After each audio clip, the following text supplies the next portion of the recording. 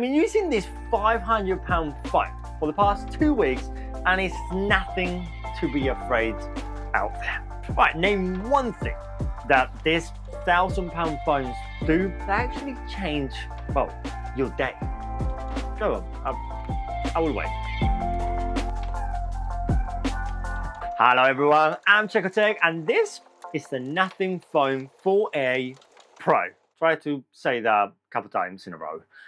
Yes, I went with the pink blush color. And before you say anything, hear me out because it looks quite nice, and it's actually one of them phones that people stop and look. It's really caught your attention from the first second, and it's the Glyph matrix. Now the Nothing Phone 4A Pro, that's something completely different. So we got 137 LEDs, so fewer, yes, and you can say it's low resolution, yes, but you got bigger, you got bolder patterns, and you can read them from across the room. To be honest, there are 3,000 nits of brightness LEDs. So the first time I show this to, well, whoever, you don't need to see it twice. Like, you know from far away that something is happening, and this is being used for notification. So if you got a Slack notification, it will show you. If someone in particular is calling you, like your message, you can have a heart or anything like that. I think it's brilliant because every time you pick up your phone to see a notification, and I do have loads of notifications here, so this is designed to break that loop. It gives you enough to decide if something is actually needs your attention right now, or it can wait like 10 minutes. This doesn't feel like a £500 phone. Nothing used to be known for that transparent plastic back. That was the whole identity. But this in the Pro, they went a completely different direction. This is 100% recycled aluminium unibody. And it's also slim at just 7.9mm thin. And it's actually nothing's slimmest phone ever. So solid enough that feels premium, but light enough to forget that it's in your pocket. And when you pick this thing up first thing in the morning, you do feel that cold metal, and it just gives you that small detail that, you know, the phone feels like real. Now, a fair warning here, this is the pink version. No matter if it's the pink, the black, or the silver version, these are fingerprint magnets all around. You can give it a wipe if you care, but they are just fingerprint magnets all around. But the build itself is generally thought through. It's IP65 rating, so splash rating, even at dunk in shallow waters, it works. No flex, no creaks, nothing cheap about this phone. Let me turn it around for 2 seconds because this is a 6.8-inch AMOLED display with Cornea Gorilla Glass 7i protecting the front of the phone. And the numbers just keep coming back to this. 500 nits peak brightness. So taking this thing outside on a genuine bright day, direct sunlight, full glare, and you can read everything on the screen without squinting whatsoever. And that's not something that most phones at this price rate can actually say. And then we got the refresh rate. It goes all the way up to 144 Hz in certain games. Not everything ran at that hertz. Normally it's 120 to 60 to protect the battery. And one honest note here, because colors are really good to be honest, but not quite as rich as a flagship out there. Just it ran a little bit cooler. And it's not something you really notice on its own, but it's something worth mentioning. And inside the device, we do have a Snapdragon 7 Gen 4.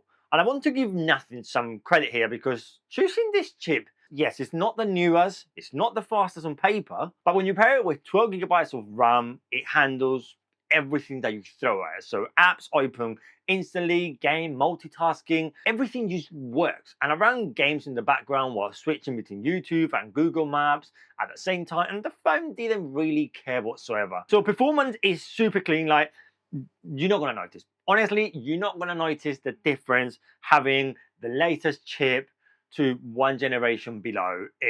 And this phone is running Nothing OS 4.1 on top of Android 16. So now, clean Android gets said about a lot of phones. But let me be specific here, because what this means, you set this up and there's nothing fighting for your attention.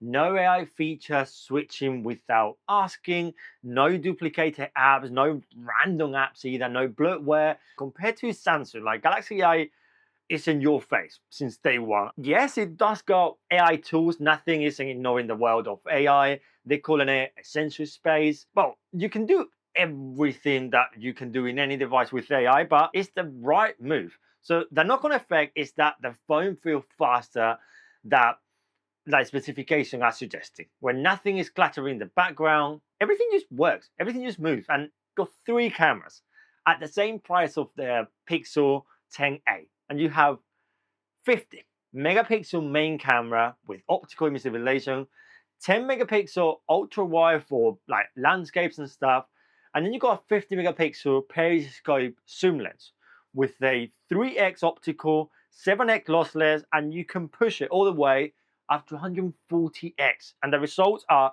bright and grain-free, no muddy shadows, and that is impressive for a camera, well, on a phone at this price. So now, I want to be straight about where does it fall short, because the colors can be a little bit matted. Like certain conditions like red tones and warm tones don't really pop the way I would like them to pop in a flagship, and maybe that's a good thing.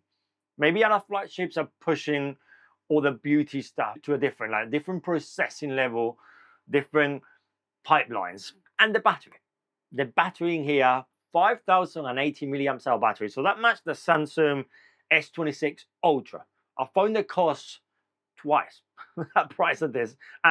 Doing a battery test here in the studio, streaming a 2K YouTube video for 6 hours, it drained it up to 56% from 100%. So that roughly give you 13 hours of continuous playback and maximum brightness. So in real daily use, like using the maps or social media, photos, maybe some gaming, checking everything here and there, the battery is gonna last you over a day, yes or yes. And if you're running on empty, USB Type-C, 50-watt wired charging get you from empty to full in about 55 minutes to an hour. And one thing you may have noticed is no Nothing Phone 4 this year.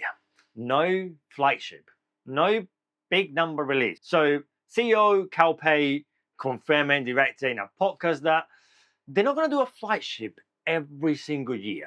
And the Phone 3 was the flagship for 2025 and 2026. Full stop. That's it. He just said it straight away. They put the energy into making like mid-range phones that everyone can buy. You can buy this for your mum. £500. It's literally nothing. It's pennies in compared to, well, an iPhone or Samsung over here. It's just anyone who wants something premium without the premium tag. Maybe you want something different. You don't want to be an iPhone guy, a Samsung guy, Pixel guy. You want to be different. This is nothing it's all about. I'm impressed actually with what Nothing have been doing here on the Nothing 4A Pro. And after 2 weeks playing with this little thing, the honest thing is it's not about specifications, it's not about the chip, it's not about what the phone can do, it's what the phone is giving you back.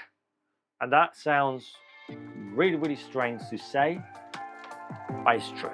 Thanks for watching, guys. Just let me know in the comment section below, is this something that you will buy for yourself or your partner, your kids? Maybe this is a kid's phone, £500. It does got everything that, well, a £1,000 phone have, but it's not a £1,000 phone.